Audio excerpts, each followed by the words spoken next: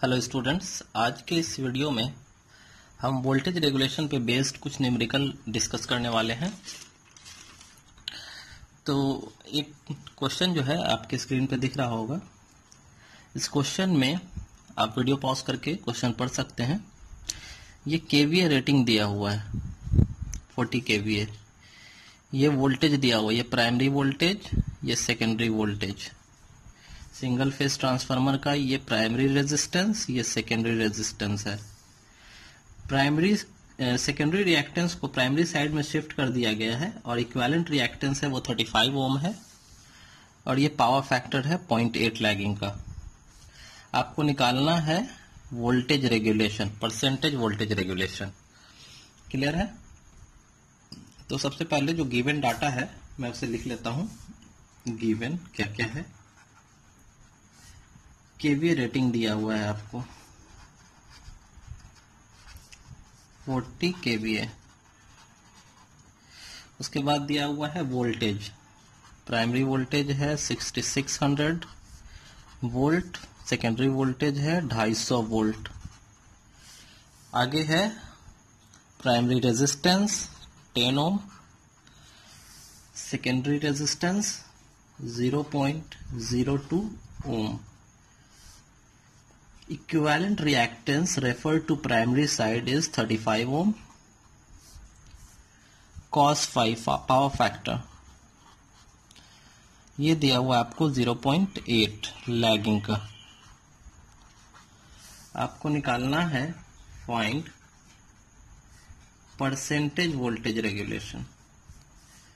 ये आपको निकालना है। अब वोल्टेज रेगुलेशन का जो फॉर्मूला है वो पिछले वीडियो में हमने देखा है। ये वीडियो पिछले वीडियो में बताया है मैंने। ये फॉर्मूला है आपका। आपने वीडियो नहीं देखा है तो लिंक डिस्क्रिप्शन में है, जाके देख सकते हैं। तो इसमें देखिए ये फॉर्मूला के अकॉर्डिंग हमारे पास क्या क्या है। क्या हमारे पास I2 है? तो I2 मेरे पास गिवन नहीं है, लेकिन I2 हम निकाल सकते हैं क्योंकि मेरे पास केवीए रेटिंग भी है और वोल्टेज का रेशियो भी है। तो I2 तो हम निकाल सकते हैं। कैसे निकालेंगे वो हम आगे देखेंगे। RE2 है तो नहीं यहाँ पे, लेकिन हम निकाल सकते हैं। R2 भी है मेरे पास, R1 भी है, तो हम RE2 निकाल सकते हैं। पावर फैक्टर भी है cos phi 0.8, ये I2 फिर से आ गया। और ये XE2 है। XE2 मेरे पास गिवन में नहीं है और हम निकाल भी नहीं सकते हैं। वैसा गिवन डाटा नहीं है कि आप XE2 निकाल सकते हो। तो हमें XE2 निकाल नहीं सकते हैं। तो हमारे पास जो है XE1 है। तो चूंकि हमारे पास XE1 है और XE2 हम नहीं निकाल सकते हैं, इसलिए हम अल्टरनेट रास्ता ये निकालते हैं कि हम वोल्टेज रेगुलेशन जो है वो प्राइमरी का डाटा के अकॉर्डिंग निकालते हैं। यहाँ पे जितने भी 2 हैं, I2, RE2, I2, XE2, V2, इन सब के जगह पे हम प्राइमरी का डाटा रखेंगे। I1, RE1, XE1, V1 primary का डाटा भी रख करके हम वोल्टेज रेगुलेशन निकाल सकते हैं। तो हम फॉर्मूला लिख लेते हैं सबसे पहले। तो वोल्टेज रेगुलेशन का जो प्राइमरी साइड के लिए फॉर्मूला होगा वो हो जाएगा I1 RE1 cos phi plus I1 XE1 sin phi divided by V1। ठीक है। परसेंटेज रेगुलेशन है तो यहाँ पे आप 100 से मल्टीप्लाई कर दो, है ना। यहाँ पे नॉर्मल वोल्टेज सिर्फ वोल्टेज रेगुलेशन था, हमें परसेंटेज वोल्टेज रेगुलेशन चाहिए तो हमने 100 से मल्टीप्लाई कर दिया। अब हम निकालते हैं जो हमें फॉर्मूला में पुट करने के लिए जो डाटा हमें चाहिए वो हम निकाल लेते हैं। तो I1 हम निकालते हैं सबसे पहले। तो I1 हम कैसे निकाल सकते हैं? हमारे पास केवीए रेटिंग दिया हुआ है, तो V1 I1 ये बराबर होता है केवीए रेटिंग के। ये हम जब EMF इक्वेशन पढ़ रहे थे तो उसमें मैंने बताया है। आपको नहीं याद है तो EMF इक्वेशन वाला वीडियो देखिए, आपको पता चल जाएगा। अब यहाँ से I1 हमें निकालना है तो हम I1 को एक साइड कर लेते हैं और केवीए की रेटिंग क्या है 40 है और ये केवीए में है, किलो वोल्ट एम्पेयर में। तो इसको वोल्ट एम्पेयर में बदलने के लिए हम 1000 से मल्टीप्लाई कर देंगे। ये किलो में है ना, तो हमें वोल्ट एम्पेयर में बदलना है, तो 1000 से मल्टीप्लाई कर दिया, डिवाइडेड बाई यहाँ का जो V1 है वो V1 कितना है 6600, तो ये यहाँ चला आएगा डिवाइड में। ठीक है, तो यहाँ से हम I1 की वैल्यू निकाल लेंगे, जो कि आपको पता चलेगा I1 की वैल्यू 6.06 एम्पेयर। अब हमें क्या चाहिए, RE1। तो RE1 हम कैसे निकालते हैं, RE1 बराबर होगा आपका R1 प्लस R2 डैश, और R1 की वैल्यू जो है वो यहां दिया हुआ है 10 ओम, प्लस R2 डैश को हम कैसे लिखते हैं, तो प्राइमरी रेफर टू सेकेंडरी वाले वीडियो में मैंने बताया है R2/K²। अब हमको K नहीं पता है, K की वैल्यू क्या है ये हमें नहीं पता है, तो हम K निकाल लेते हैं। तो K हम निकाल लेते हैं, यहां पे लिख रहा हूं। तो K इज इक्वल टू क्या हो जाएगा, ट्रांसफॉर्मेशन रेशियो, वोल्टेज रेशियो से निकाल लेते हैं, क्या हो जाएगा आपका V2/V1। तो V2 की वैल्यू क्या है आपके पास 250 डिवाइडेड बाई 6600। तो यहां से आप K निकाल लेंगे और K की वैल्यू यहां पे आप पुट कर देंगे, और उसके बाद R2 की वैल्यू आपको मालूम है यहां पे 0.02। इसे जब आप सॉल्व करेंगे तो आपके पास इक्विवेलेंट रेजिस्टेंस आ जाएगा 23 यहां लिख देता हूं नीचे 23.93 ओम। ये पता चल जाएगा आपको RE1 की वैल्यू। चलो, तो RE1 पता चल गया, cos फाई हमारे पास है 0.8, I1 की वैल्यू पता है, XE1 पता है 35 ओम, sin फाई नहीं पता है, तो sin फाई हमें निकालना होगा। तो sin फाई हम कैसे निकालेंगे, सबसे पहले तो मेरे पास cos फाई है, यहां से हम फाई निकाल लेते हैं। तो cos फाई आपके पास दिया हुआ है 0.8, तो यहां से अगर हम फाई निकालेंगे तो ये हो जाएगा cos इनवर्स 0.8, जिसकी वैल्यू आएगी आपको 36.86। ये कैलसी से आप कैलकुलेट कर लेंगे। अब हमें चाहिए साइन फाई, साइन फाई चाहिए ना, तो साइन फाई यानी कि साइन कैलसी में आप वैल्यू रखेंगे 36.86 का, तो आपको मिलेगा 0.6। तो ये आपको पता चल गया साइन फाई। अब हमारे पास फॉर्मूला में हमें जो भी चाहिए था सब कुछ गिवन है, अब हम वैल्यू पुट करेंगे और सिंपली वोल्टेज रेगुलेशन निकाल लेंगे। तो हम यहां से वैल्यू पुट करना शुरू करते हैं। I1 का वैल्यू 6.06, तो 6.06, यहाँ I1 यहाँ भी है, I1 यहाँ भी है, तो हम इसे कॉमन ले लेते हैं। अगला है आपका RE1, जिसकी वैल्यू है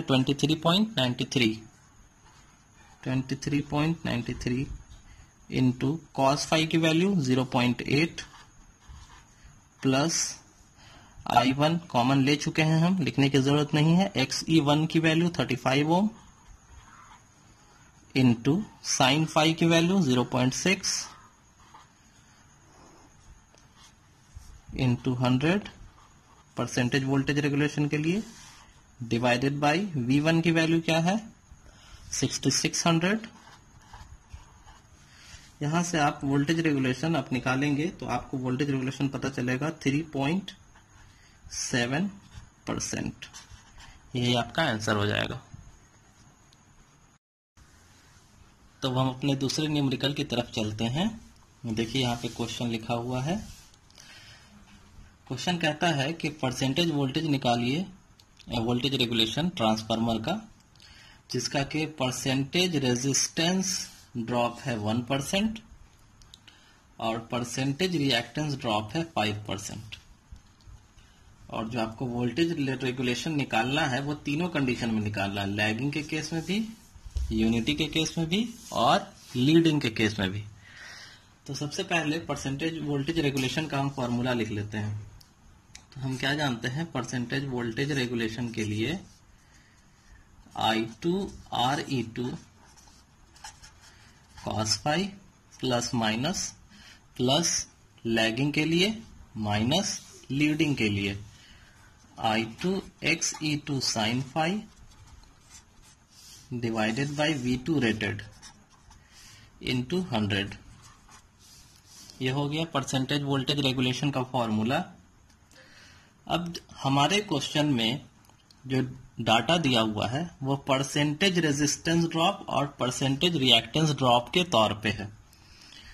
तो ये जो हमारा वोल्टेज ड्रॉप है, ये जो वोल्टेज ड्रॉप है ये भी परसेंटेज है ना, परसेंटेज वोल्टेज रेगुलेशन है, लेकिन ये जो परसेंटेज है ये दोनों के लिए कॉमन है, इसलिए हमें इन दोनों को सेपरेट परसेंटेज बनाना होगा ताकि हम सेपरेटली इन दोनों का डाटा इस वैल्यू में, इस फॉर्मूला में पुट कर सकें। तो हम इन दोनों को, इसको अलग और इसको अलग परसेंटेज बना लेते हैं। तो कैसे बनाएंगे देखिए, इसे अलग परसेंटेज बना लेते हैं। I2 RE2 divided by V2 into में आपका cos phi, ये अलग परसेंटेज बन गया परसेंटेज रेजिस्टेंस ड्रॉप, और इसको हम अलग बना लेंगे percentage reactance drop, plus minus I2 XE2 sin phi divided by V2 into 100। ये अलग परसेंटेज आपका बन गया, ठीक है। अब हम करते क्या है, ये जो है ये हो गया आपका percentage voltage, percentage resistance drop, और ये जो है साइन फाई को अलग करके ये आपका बन गया परसेंटेज रिएक्टेंस ड्रॉप। क्लियर है। अब जो आपका फॉर्मूला हो गया वो हो गया VR percentage resistance drop cos phi plus lagging के लिए माइनस लीडिंग के लिए VX sin phi। ये हो गया आपका फॉर्मूला। अब हमें निकालना है लैगिंग के लिए। तो लैगिंग के लिए हम क्या लिख लेते हैं, at 0.8 lagging percentage voltage regulation आपको निकालना है। तो लैगिंग के लिए हम प्लस लिख लेंगे, तो मेरा फॉर्मूला कैसा हो जाएगा, VR cos phi plus VX sin phi। ये हो गया आपका फॉर्मूला। अब VR की वैल्यू कितना दिया हुआ है, percentage resistance drop 1 into power factor cos phi कितना दिया हुआ 0.8 प्लस VX की value percentage resistance drop 5, sine phi की वैल्यू नहीं है। तो जब आपका पावर फैक्टर cos phi 0.8 था प्रीवियस एग्जांपल में, तो आपने साइन फाई कितना निकाला था 0.6, तो हम यहाँ पे वैल्यू पुट कर देंगे, ये हो जाएगा आपका 0.6। यहां से आप परसेंटेज वोल्टेज रेगुलेशन निकालेंगे तो ये आएगा आपका 3.8%। ठीक है। फिर अगला है आपका eight unity power factor, eight unity power factor आपको निकालना है परसेंटेज वोल्टेज रेगुलेशन। तो यूनिटी पावर फैक्टर के लिए हमने प्रीवियस वीडियो में देखा था, क्या फॉर्मूला आया था आपका, देखिए ये हमने प्रीवियस वीडियो में देखा था। तो ये जो फॉर्मूला है थोड़ा सा कॉम्प्लेक्स है, तो इसको हम आसान बनाते हैं। इसको आसान कैसे बनाएंगे, ये जो वैल्यू है यहां से लेकर के यहां तक, ये किसकी वैल्यू है, देखिए E2 की वैल्यू है ना, E2 minus V2 divided by V2, वही तो होता है वोल्टेज रेगुलेशन। तो ये आपका जो E2 है यहां से लेकर के यहां तक, तो अब E2 को हम सिंप्लीफाई कैसे कर सकते हैं? ये E2 जो है इसको हम सिंप्लीफाई कर सकते हैं क्या? ऑब्वियस सी बात ही कर सकते हैं। तो E2 को हमने कैसे निकाला है कि OB का स्क्वायर और BD का स्क्वायर करके हमने E2 को फाइंड किया है पाइथागोरस थ्योरम से। तो ये जो OB है ये वाला हो गया आपका OB और ये वाला हो गया आपका ये वाला वर्टिकल वाला। तो इन दोनों का सम था। हमने इंडक्टिव के केस में और कैपेसिटिव के केस में क्या किया था कि इसको नेग्लेक्ट कर दिया था। हमने क्या माना था कि ये ऑलमोस्ट बराबर है इसके। अब बाकी का देखेंगे, जाके देख लेना अगर नहीं समझ आ रहा है यहाँ पे। तो हमने क्या किया था कि हम इसको नेग्लेक्ट कर रहे थे। क्यों? क्योंकि हम मान रहे थे कि ये एंगल काफी छोटा होता है, जिसकी वजह से OB जो है ऑलमोस्ट बराबर है E2 के। तो यहां से अगर हम OB को E2 के बराबर मानेंगे तो यानी कि OB का वैल्यू यहाँ पे क्या है? OB का वैल्यू OA प्लस AB है ना, यानी कि V2 प्लस I2 RE2 ये हुआ ना इसका वैल्यू OB का, यहां से लेके यहां तक और फिर यहां से लेके यहां तक। तो V2 प्लस I2 RE2। अब इस E2 की वैल्यू, E2 को अगर हम ये लिखें इन दोनों को बराबर मान के, तो यहां पे V2 plus I2 RE2 minus V2 divided by V2 अगर हम करेंगे तो ये दोनों तो कैंसिल हो जाएगा। हमें बच के मिलेगा क्या? तो सिर्फ I2 RE2 है ना। तो इसलिए हम ये सिंप्लीफाइड वाला मेथड इस्तेमाल करते हैं और आप भी यही इस्तेमाल करेंगे अगर आपको सिंपली आसानी से कैलकुलेशन कर लेना है। हाँ, अगर रिजल्ट मैच नहीं हो रहा तो ये फॉर्मूला आप लगा सकते हो। तो हम ये फॉर्मूला यहाँ पे लिख लेते हैं। I2 RE2 divided by V2 और परसेंटेज के लिए 100 लगा देंगे, है ना।